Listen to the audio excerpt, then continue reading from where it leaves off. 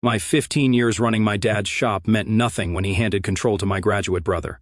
So I walked away in silence, started fresh, and watched everything I built become the question they never expected to answer.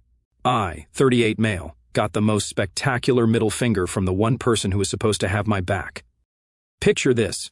Instead of going to college, like every other 18-year-old in 2003, I chose to work at my father's auto shop. It was just 3 bays, a decent location in a strip mall next to a sandwich shop that always smelled like onions. My dad, Jose, always talked about passing it down to me someday. Those exact words, mijo. This will be yours. You're learning the family trade. 15 years I believed that. I started as the oil change kid, which is basically automotive hell. Picture crawling under cars that haven't seen a wash since Bush was president.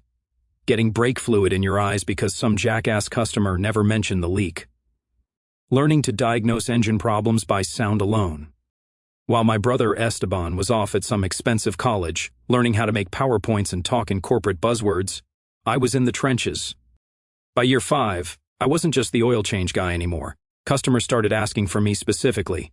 Is Mateo working today? He's the only one who figured out why my Honda was making that clicking noise. That kind of trust takes years to build in this business.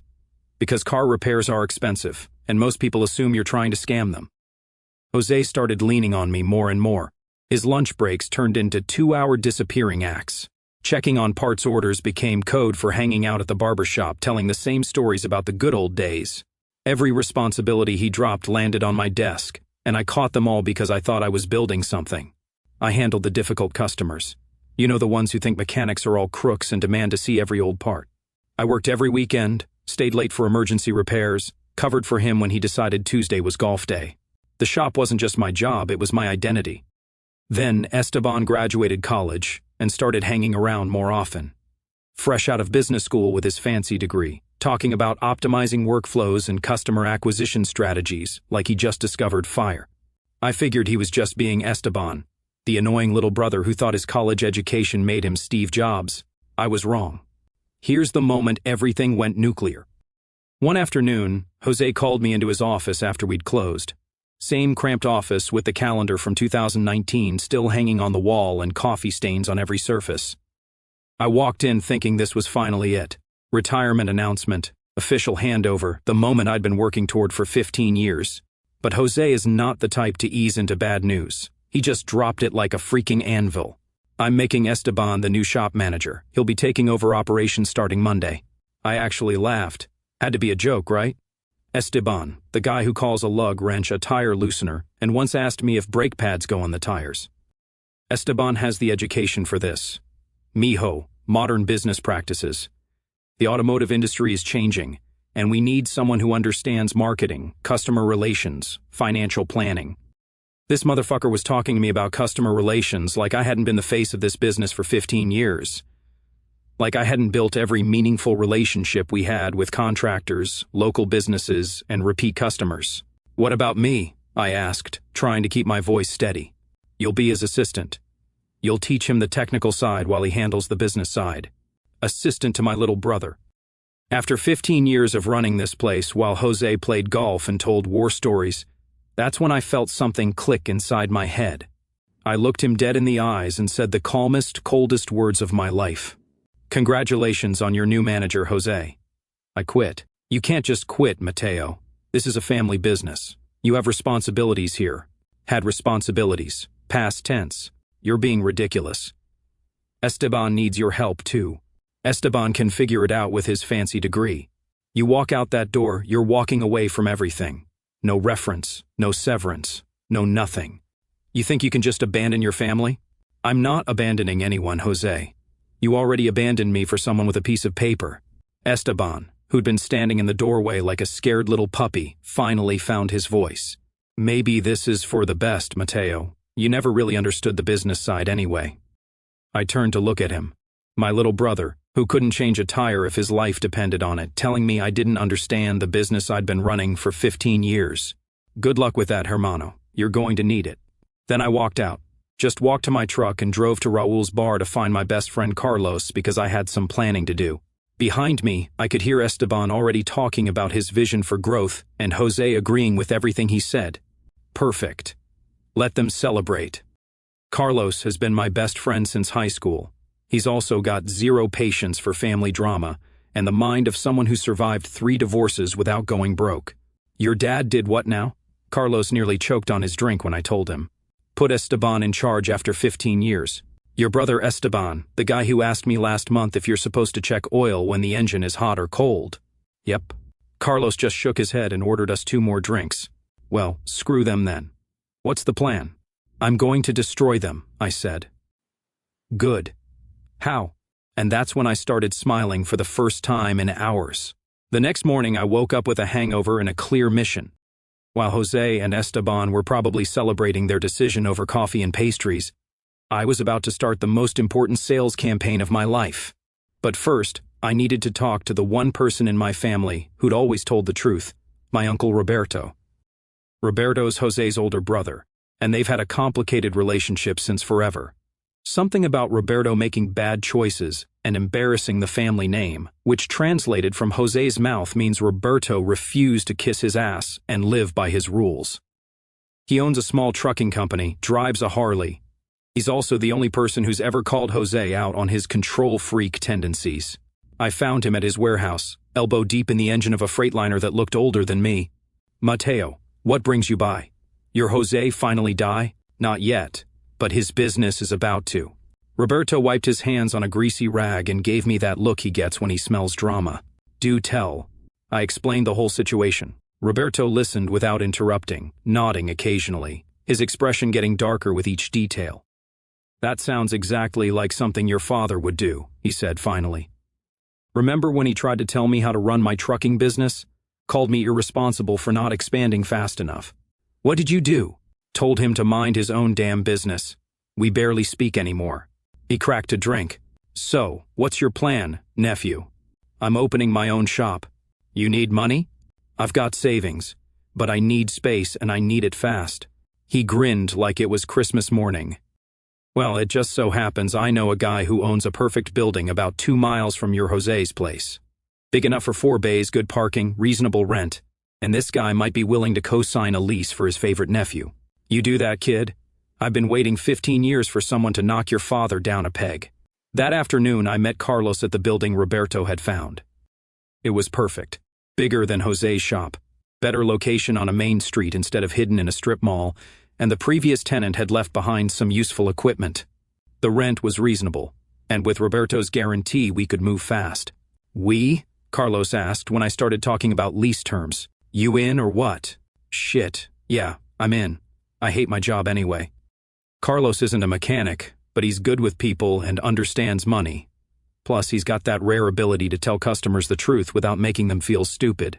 That evening, I started making the calls that would change everything. First call, Diego, our best mechanic at Jose's shop.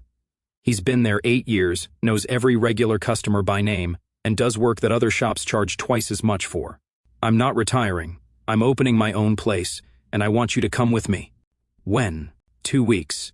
I'm in.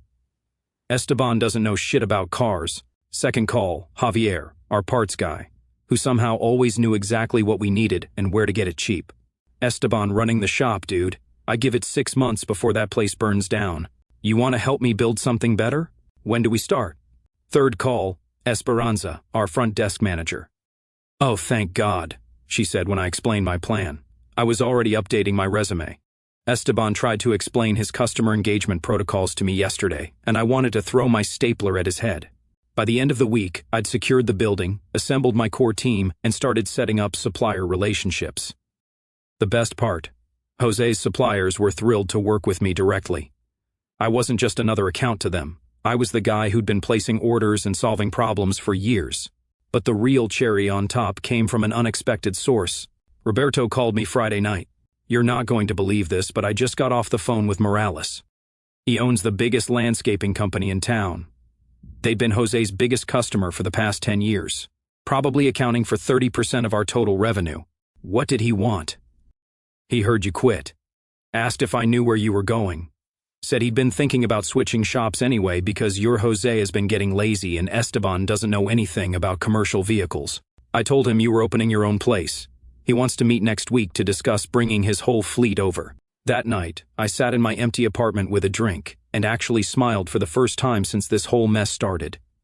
Not because I was happy, I was still pissed as hell, but because I could see the path forward, and it was going to be absolutely devastating. Jose thought he was setting Esteban up for success. What he actually did was hand me everything I needed to destroy them both, and I was going to enjoy every single minute of it. 6 weeks later, I'm standing in my shop, watching my team work on 8 different vehicles, while customers wait in our comfortable lobby that actually has decent coffee and working Wi-Fi. But let me back up and tell you about the absolute shit show that Esteban created in his first month as manager. The idiot tried to implement some business school shit he learned about lean operations and cost optimization. In reality, this meant he fired Diego's part-time assistant to save money, started buying cheaper parts from suppliers nobody trusted, and tried to rush every job to increase productivity metrics. The result? Complete disaster. Carlos, who'd been keeping tabs on Jose's shop through his network of gossiping drinking buddies, gave me updates that were equal parts hilarious and infuriating. Esteban told Mrs. Vasquez her transmission flush would take 2 hours because he wanted to exceed customer expectations. It took 4 hours because the cheap fluid Esteban ordered was the wrong viscosity for her car. Customer waited all day, missed work, and left a 1-star review. Some contractor brought in a work truck with brake problems. Esteban quoted him for new pads without checking the rotors. When we found out the rotors were warped too, Esteban told the customer it was a separate issue and tried to charge him double. Guy walked out and took his business elsewhere. 3 customers complained to the State Business Bureau in Esteban's first month. His response was to blame the mechanics for not communicating the value proposition properly. Meanwhile, I was building something beautiful. The shop itself came together faster than I'd hoped. Roberto knew contractors who owed him favors, so we got the place renovated cheap and fast. 4 service bays, modern lift equipment, a parts room that actually made sense, and a customer area. But the real magic was the team. Diego brought over 2 other mechanics from Jose's shop, guys who'd been there for years but were fed up with Esteban's amateur hour management. Javier not only came with us but brought his whole network of part suppliers who gave us better prices than Jose was getting. Esperanza turned our front office into something professional. No more handwritten invoices on carbon paper. No more customers standing around wondering what was happening with their car. No more "we'll call you when it's ready" and then forgetting to call. And Carlos turned out to be a natural at the business side. He could explain a repair estimate to a customer without making them feel stupid, handle difficult people without losing his temper, and somehow always knew exactly what to say to calm a frustrated customer. Our opening day was supposed to be quiet, just a soft launch to work out any kinks before we started advertising. Instead, word had already spread through the local contractor community, and we had a line of work trucks waiting for us at 7 a.m. Morales showed up with 3 of his fleet vehicles and a huge grin. Heard this is where the real mechanics ended up. By the end of our first week, we'd done more business than I'd expected for our first month. By the end of our first month, we were booked solid and already looking at expanding our hours. But here's the really satisfying part. Our success was directly proportional to Jose's failure.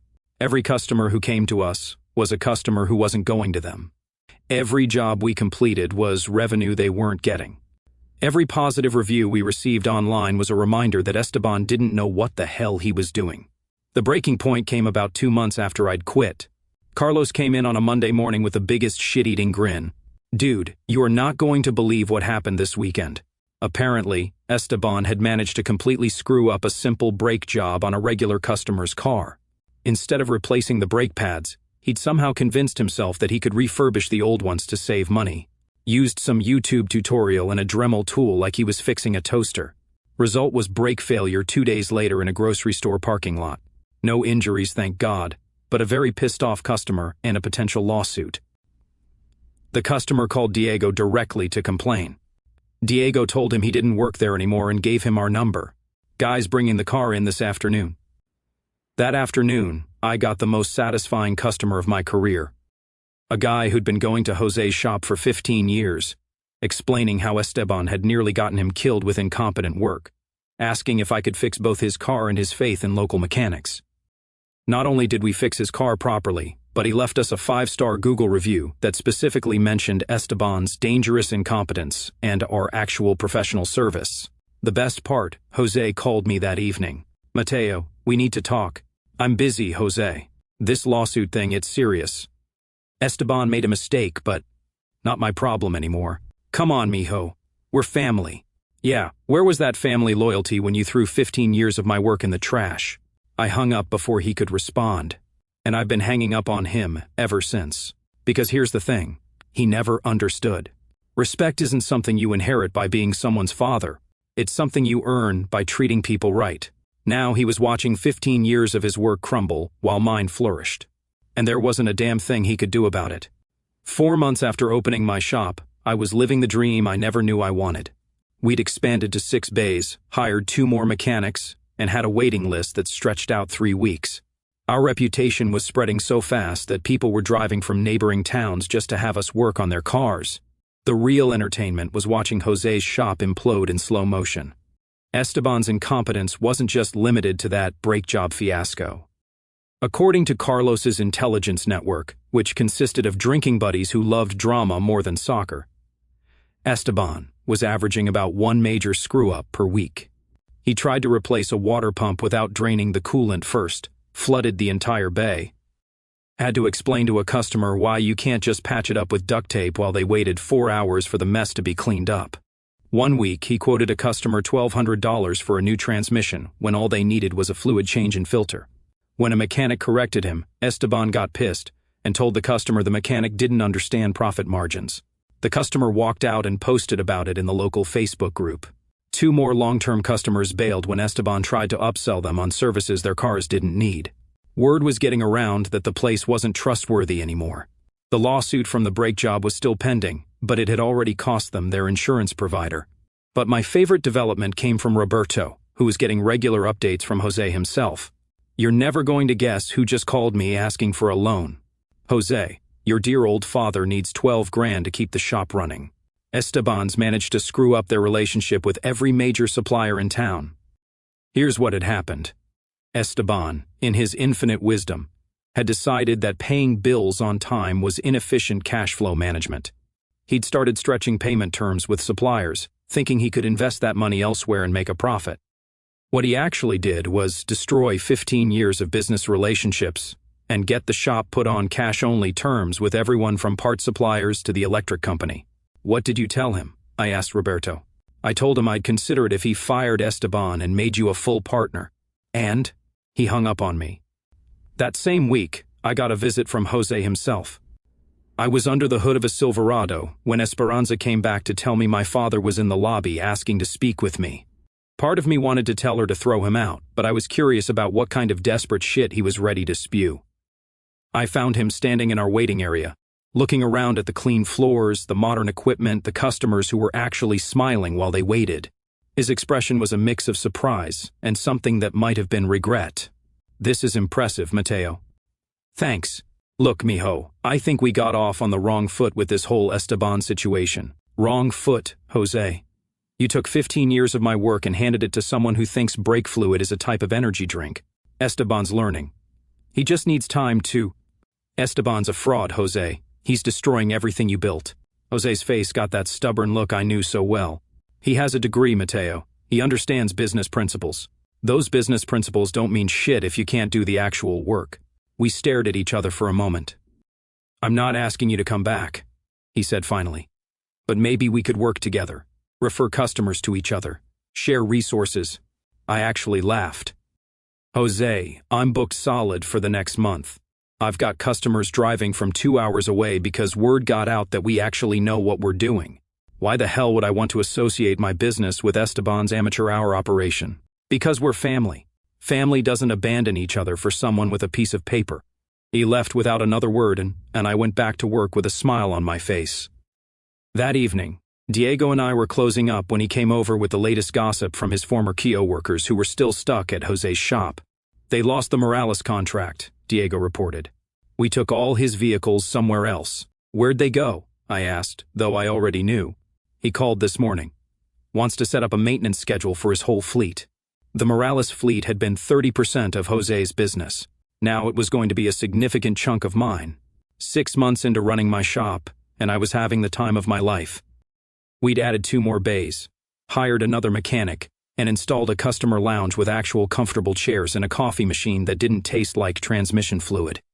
I was watching Esteban's continued descent into automotive hell.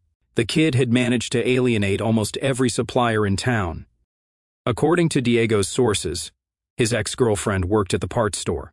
Esteban had convinced himself that he could negotiate better deals by playing hardball with vendors who'd been working with Jose for decades. He tried to tell Ramirez Auto Parts that he could get cheaper prices online.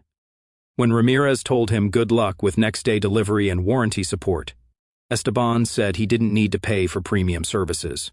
Now they were buying parts retail from chain auto stores and trying to charge customers wholesale prices. The profit margin was so thin they were barely breaking even. But Esteban's master stroke of stupidity came when he decided to modernize their diagnostic procedures. Instead of using experienced troubleshooting, Esteban bought some expensive computer diagnostic equipment and decided that machines were more reliable than human expertise. The problem was computer diagnostics only tell you what's wrong, not why it's wrong or how to fix it efficiently. Some guy brought in a Mercedes with an engine light. The computer said it was an oxygen sensor. Esteban ordered a $400 sensor and spent 6 hours trying to install it. What was actually wrong? Loose gas cap. 30-second fix. Did Esteban learn from this? Nope. He blamed the computer. The coup de grace came when Esteban tried to expand their services to include bodywork, a field he knew absolutely nothing about. He'd convinced Jose that they were leaving money on the table by not offering collision repair and somehow talked him into buying spray painting equipment. Their first bodywork customer was a simple paint touch-up on a Honda Civic. Esteban, with his typical confidence, assured the customer it would be good as new in 2 days. Carlos was practically crying with laughter when he told me what happened next. He didn't prep the surface properly, used the wrong type of paint, and didn't let it cure long enough before applying the clear coat. The customer posted pictures on social media. It looked like someone had attacked the car with a paintbrush during an earthquake. The comments were brutal. People sharing their own Esteban horror stories, others posting jokes about abstract automotive art. Jose had to refund the customer's money and pay for proper bodywork at another shop. Total cost, $4,200 for a job that should have been $300. But here's where the story gets really good. That same customer came to us the following week. "I heard you guys actually know what you're doing," he said. "Can you fix what that idiot did to my car?" Not only did we fix it, but we did it for half what Esteban had quoted originally. The customer was so impressed that he brought his wife's car in the next week, then referred 3 of his CO workers. This became a pattern. Esteban would screw something up. Jose would have to pay to fix it elsewhere, and those customers would eventually find their way to us. It was like Esteban was working as our unpaid marketing department. Best advertising money never bought. The breaking point came when Esteban managed to destroy a customer's engine through sheer incompetence. A regular customer brought in a pickup truck for a simple oil change. Esteban, trying to show initiative, decided to also check the transmission fluid without being asked. Somehow, and I still don't understand the physics of this, he managed to drain the transmission fluid and refill it with motor oil. The customer made it 3 blocks before the transmission seized completely. Jose had to buy the guy a new truck. That night, I got 3 phone calls. First was Roberto, who'd heard about the transmission incident and couldn't stop laughing. "Your brother just cost your father about 15 grand, Roberto wheezed. Customers talking about suing for the difference between what his truck was worth and what he owes on the loan. Second call was from Morales, who'd heard the same story and wanted to make sure all his fleet vehicles were scheduled well in advance. "Mateo, I've got 23 trucks that keep my business running. I can't afford to have one of them destroyed by someone who doesn't know transmission fluid from motor oil." Third call was from Jose himself. When I saw his name on the caller ID, I almost didn't answer, but I was curious. "Mateo, we need to talk." "I'm listening." "Esteban made a mistake today, a big one. I heard. I can't keep covering for him. The insurance company's threatening to drop us completely. We've lost most of our customers. I don't know what to do." For just a moment, I almost felt sorry for him. Almost. This was my father, the man who taught me to drive, who'd shown me how to change my first oil filter, who'd once been proud of the business he'd built. But then I remembered 15 years of promises. 15 years of this will be yours someday. 15 years of choosing someone else the moment it actually mattered. You could fire Esteban and try to rebuild. He's family, Mateo. I can't just... So was I, Jose. That didn't stop you. I hung up and went back to my drink. Esteban was family, But somehow that only mattered when it was convenient for Jose. When it came to choosing between his sons, he'd pick the one with the degree over the one with the experience. Now he was living with that choice, and it was destroying everything he'd built. Good. Some lessons are expensive. 8 months after I walked out, Jose's shop was a hollowed-out shell of what it used to be. I wasn't even getting updates from Carlos anymore. The collapse was so complete and obvious that everyone in town knew what was happening. My shop, meanwhile, was thriving beyond my wildest expectations. We'd expanded to 10 bays, hired 8 mechanics, and were seriously considering opening a second location across town. Our customer base had grown so large that we had to implement an appointment system just to manage the workflow. But the real satisfaction came from watching Jose's growing desperation. Roberto had become my unofficial intelligence source, partly because he enjoyed watching his brother fail, but mostly because Jose kept calling him for loans. "Your Jose called again last week," Roberto told me over drinks one Friday. "Needs 25 grand this time. Says Esteban's got a business plan to turn things around." "What kind of business plan?" "Something about partnering with a chain of quick lube places. Esteban thinks they can rebrand as an automotive service center instead of a repair shop." I nearly choked on my drink. "What did you tell him?" "Same thing I always tell him. Fire Esteban and we'll talk." And he said, "Esteban just needs more time to implement his vision." His vision, like destroying a family business with some kind of artistic expression. Esteban's vision, as it turned out, was to destroy what little remained of their reputation in the most spectacular way possible. The Quick Lube partnership was exactly as disastrous as you'd expect.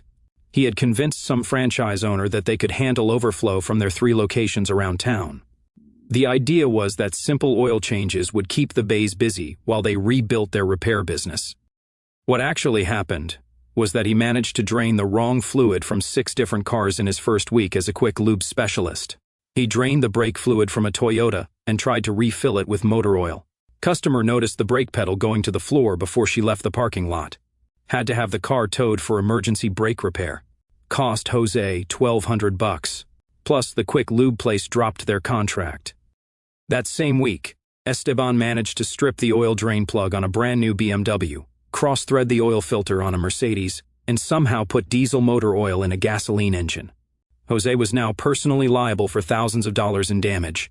The State Business Bureau had opened a formal investigation and their liability insurance had been canceled entirely. But the final nail in the coffin came from an unexpected source, the State Automotive Licensing Board. Apparently, someone had filed a complaint claiming they were allowing unlicensed personnel to perform safety-critical repairs. Since Esteban had never bothered to get his automotive technician certification, he figured his business degree was sufficient. This was technically accurate. The state sent an inspector who found evidence of substandard work, improper procedures, and what the official report called systemic incompetence in safety-critical systems. They got shut down pending a full investigation. Esperanza heard about this from a friend who worked at the courthouse. "They've got a cease and desist order posted on the front door," she told me. "No customers, no work, no revenue, until they can prove compliance with state licensing requirements." That evening, I was in my office doing paperwork when Carlos knocked on the door. "You've got a visitor." I looked up to see Jose standing in my doorway, looking like he'd aged 10 years in the past 8 months. "Hello, Mateo." "Jose." He sat down across from my desk and just stared at his hands for a moment. "They shut us down," I heard. 23 years. I built that place from nothing, and now it's gone. I didn't say anything. What was there to say? "Esteban's talking about bankruptcy. Says we should just walk away. Start over somewhere else." He looked up at me with eyes that were red-rimmed and exhausted. I think I made the biggest mistake of my life. For a moment, just a moment, I felt something that might have been sympathy. But I remembered 15 years of promises. 15 years of this will be yours someday. 15 years of choosing someone else the moment it actually mattered. "Yeah, Jose, you did." He sat there for another minute, maybe hoping I'd offer to help. Maybe hoping I'd suggest some way to fix what Esteban had broken. But I didn't offer anything because some mistakes are too big to fix. Finally, he stood up and walked toward the door. "I'm proud of what you've built here, Mateo. Your mother would be proud too." And then he was gone. I sat in my office for another minute, then got back to work. Tomorrow was going to be busy, and I had a business to run. 2 weeks after Jose's pathetic visit to my office, I got the call I'd been expecting for months. It was Esteban, and he sounded like a man who'd finally realized he was drowning. "Mateo, we need to talk." "I'm listening. Can you meet me and Jose at the shop? We've got a proposition for you." After 8 months of watching them destroy everything Jose had built, after all the lawsuits and insurance cancellations and state investigations, now they had a proposition. "I'll be there in an hour." I called Carlos and Roberto. If this was going to be the final conversation, I wanted witnesses. We pulled up to the shop to find Jose and Esteban waiting in the parking lot. The state cease and desist order was still taped to the front door, and the whole place had that abandoned look of a business that's already dead. Jose looked even worse than he had 2 weeks ago. Esteban, on the other hand, was still trying to maintain some shred of dignity despite the circumstances. Still wearing his business casual polo shirt, still carrying himself like he thought he was in charge. "Mateo," Jose started, "thanks for coming. What do you want?" Esteban stepped forward, and I could see he'd prepared some kind of speech. "Look, Mateo, we all know there have been some operational challenges over the past few months. Operational challenges. Even now, with his family's business in ruins, Esteban couldn't admit he'd screwed up. It was all just operational challenges. But we think there's an opportunity here for all of us to benefit from a partnership." Carlos actually snorted with laughter. Roberto just shook his head. "Here's what we're proposing," Esteban continued. "You take over the day-to-day operations. We'll handle the business side, marketing, customer relations, financial planning. It'll be like combining the best of both approaches. What's in it for me? We'll make you a partner, equal shares, equal say in all decisions." I looked at Jose, who was nodding eagerly. "It makes sense, Mateo. You've got the technical expertise. Esteban's got the business background. Together you could rebuild this place into something even better." "And what happens to Esteban's current management position?" "I'll step back into more of a consulting role," Esteban said. "Focus on strategy and long-term planning while you handle the operational details. Operational details like actually knowing how to fix cars." "So, let me get this straight," I said. "After 8 months of Esteban destroying your business, you want me to come back and fix everything while he continues to collect a paycheck for having opinions about shit he doesn't understand? It's not like that," Jose protested. "This would be a fresh start for everyone. A fresh start with the same people who created this mess in the first place." Esteban's composure was starting to crack. "Look, Mateo, I know you're upset about how things went down, but this isn't just about family anymore. This is about salvaging what we can from a difficult situation. What you can salvage. Jose, how much money have you lost since Esteban took over?" Jose's face went pale. "Mateo, that's not—" "How much, Jose?" "Because I've been keeping track. The transmission replacement, the brake job lawsuit, the insurance cancellations, the lost customers, the state fines. What's the total damage?" $58,000, Jose whispered. 58 grand in 8 months. I turned to Esteban. "And you want me to help you salvage what's left?" "Mistakes were made," Esteban said. "But that's in the past now. We need to focus on moving forward. Here's the thing, Esteban.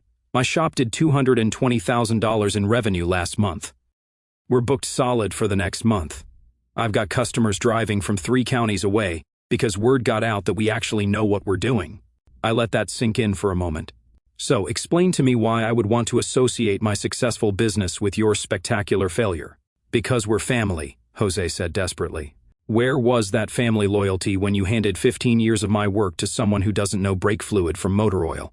I made a mistake. "Here's my counter proposition," I said.